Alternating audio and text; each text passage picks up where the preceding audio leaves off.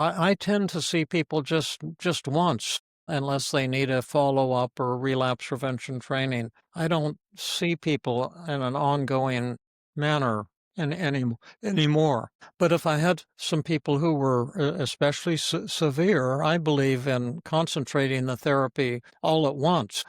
I wouldn't mind seeing somebody for 8 hours in a day and 2 days in a row if necessary. In fact, the first time I did an intensive was I was at this hospital, Presbyterian Medical Center in Philadelphia, and someone called and said, "So and so wants to talk to you on the telephone." And I can't say the name of the person, but he was probably the most famous actor in the United States at the time. He's still one of the most famous, to be honest. And someone had told me he was a fan of mine. I thought they were just blowing smoke in my face. And they said he gives out like 50 copies of your Feeling Good book almost every week. And then he called and he said that he was very depressed and angry, but he had very limited time because, he's got this tremendous schedule he's trying to keep up with, making movies and all of this stuff. But he said he had 2 days free at the end of the week, Thursday and Friday,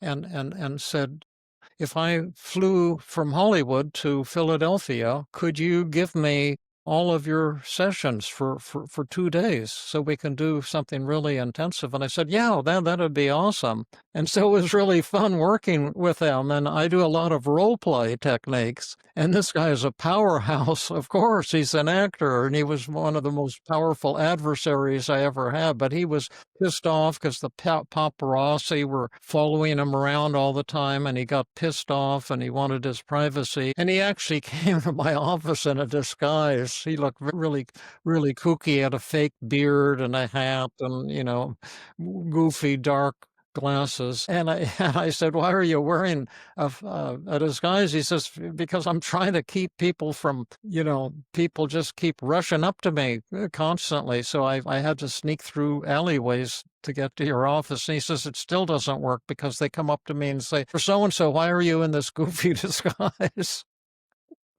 But at any rate, that was the first time I ever did an intensive, and he completely recovered in the first 2 or 3 hours, and then we just had a day and a half to hang out together. It was really kind of a cool experience. But I began to see then that an intensive, just doing a lot of therapy all at one time, if you know what you're doing, can be life-changing. And now if you do the kind of therapy where you just schmooze and ask someone to talk endlessly about their life and their childhood, well, you could do it, for a year all day and you wouldn't get anywhere. So, but if you do the kind of cognitive therapy or team therapy that I do, which is very structured and very powerful and systematic, then you can get amazing changes in relatively short periods of time. And I see no reason to be meeting once a month, or once a week. Why don't we just keep meeting today? And let's get the job done today.